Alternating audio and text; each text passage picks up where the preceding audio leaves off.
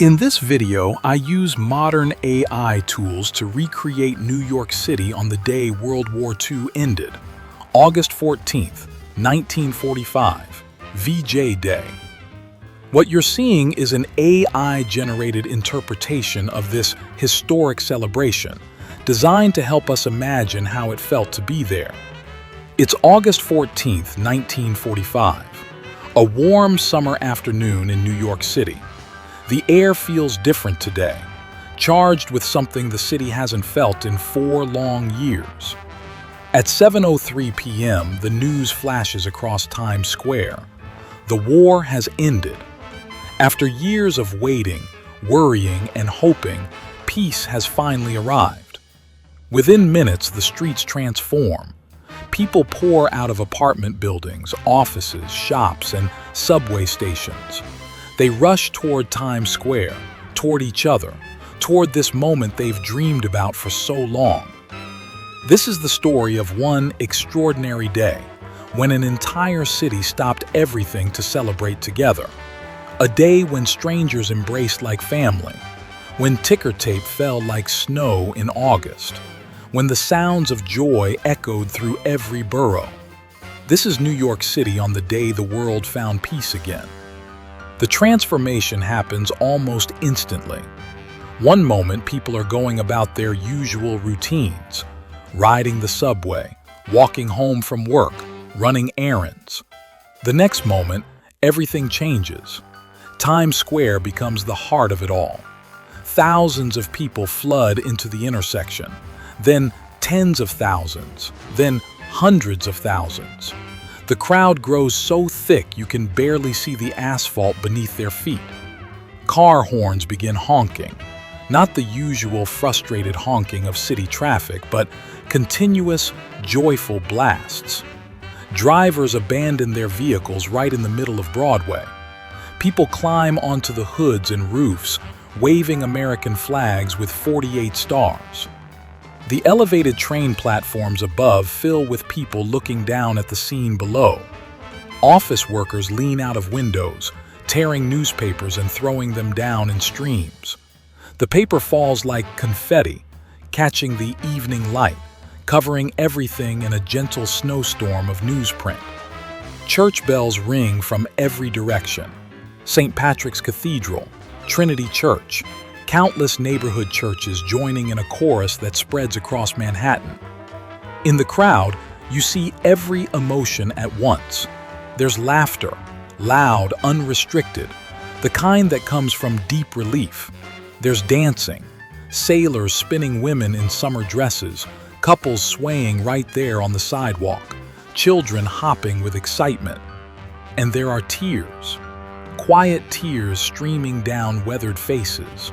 Mothers crying into their hands, overcome with relief. Fathers standing still in the chaos, eyes closed, letting it all wash over them. These aren't tears of sadness. They're tears of gratitude, of release, of hope returning after such a long absence. A young woman in a polka dot dress stands near the subway entrance, clutching a telegram. She's crying and laughing at the same time, showing the paper to anyone who passes. Her husband is coming home. Near the Paramount Theater, an elderly couple holds hands, watching the celebration unfold around them. They don't join the dancing or shouting. They just stand together, fingers intertwined, smiling softly at each other. No words needed. Sailors in crisp white uniforms are everywhere. The Navy boys have taken over Times Square. They're shaking hands with strangers, accepting hugs from mothers they've never met, lifting children onto their shoulders. One sailor bends a young woman backward in a spontaneous kiss, a moment of pure joy captured forever. The crowd is a beautiful mix.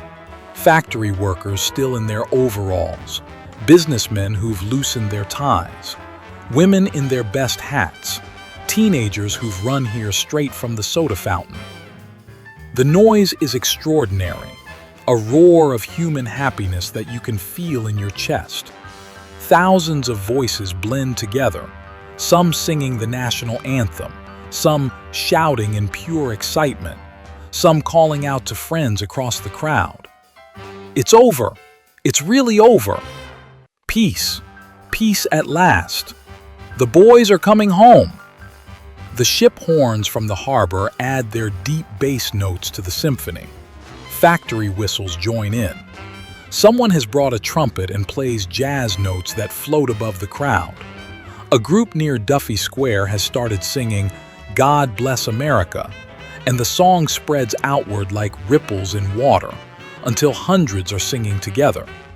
The sound echoes off the tall Art Deco buildings, bouncing between the limestone and granite facades of the skyscrapers.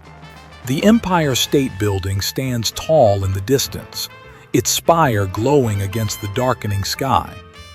Even the subway rumbling beneath the streets seems to vibrate with the energy of the moment. As evening settles over the city, Times Square lights up in a way it hasn't for years. During the conflict, the bright signs had been dimmed to conserve energy, but tonight, everything blazes at full power. The massive neon signs flicker to life. The Canadian Club sign shines golden. Every color imaginable washes over the upturned faces of the crowd. The movie marquees at the Paramount, the Capitol Theater, and Lowe's State flash their chasing bulbs in rapid succession. The electric news zipper at Times Tower scrolls the announcement again and again. War ends. This light show isn't just advertising anymore. It's a symbol. The darkness is over. The city can shine again. Every bulb, every neon tube, every floodlight feels like a small victory of its own.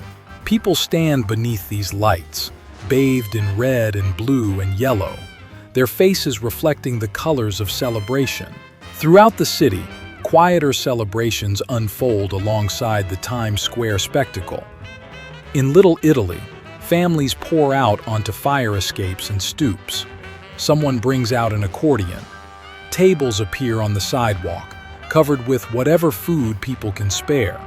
Bread, wine, a precious jar of olives saved for a special occasion.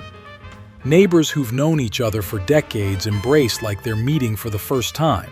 In Harlem, the sound of jazz pours from apartment windows. People gather on corners, sharing newspapers, reading the headlines aloud to each other. Children run between the adults, caught up in the infectious energy, even if they don't fully understand why. In the Bronx, a group of women who've worked together at a factory stand in a circle on the sidewalk, arms around each other's shoulders. They've kept the city running while waiting for this day. Now, they can rest. Small restaurants and corner diners fill up with people who don't want to celebrate alone.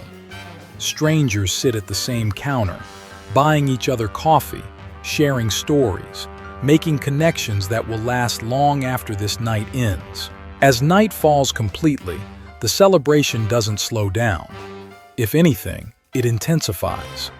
The crowds in Times Square have swelled to nearly 2 million people, an ocean of humanity flowing through the streets of Midtown Manhattan. The subway stations can't handle the volume. People wait in long lines just to get onto the platform. Many give up and decide to walk, joining the rivers of pedestrians flowing along Broadway, 7th Avenue, 5th Avenue. Corner stores run out of newspapers as people grab extra copies to save. Newsstands sell out completely. Boys who usually hawk papers for a nickel are giving them away, caught up in the spirit of generosity. The bars are packed shoulder to shoulder. The jukeboxes play swing music. Glenn Miller, Benny Goodman, Duke Ellington. People dance in the narrow spaces between tables. Bartenders pour drinks as fast as they can, many refusing payment. "This one's on me," they say again and again. In all this celebration, there's an undercurrent of something deeper than simple joy. There's relief, profound, overwhelming relief. The worry that's been a constant companion can finally be set down. There's hope for the future, for normal life returning, for new beginnings. People talk excitedly about plans they've put on hold, starting families, buying homes, going to college, simple dreams that suddenly feel possible again. There's gratitude, visible in the tears, in the prayers whispered in the midst of the chaos, in the way people hold each other just a little bit tighter. Tomorrow, the city will begin returning to its routines. The ticker tape will be swept up. The crowds will disperse. People will go back to work, to school, to their daily lives. But tonight, for these precious hours, New York City allows itself to feel everything at once. The end of one difficult chapter and the beginning of another, filled with possibility. Late into the night, the celebrations continue. Even as some people finally head home, exhausted and hoarse from shouting, others arrive to join in. The energy seems endless. In apartments across the 5 boroughs, families gather around their radios, listening to the news broadcasts, hearing descriptions of the celebrations happening in every American city, in every allied nation around the world. Children fall asleep to the distant sounds of horns and voices and music, sounds they'll remember for the rest of their lives. Sounds of happiness, sounds of peace. August 14th, 1945. A day when New York City and the entire world could finally breathe again. A day when strangers became friends. A day when hope returned. A day the city will never forget. If you enjoyed this AI recreation of history, please subscribe to History Rebuilds for more journeys into the past. Like this video, leave a comment about what historical moment you'd like to see next, and share this with anyone who loves history. Thank you for watching.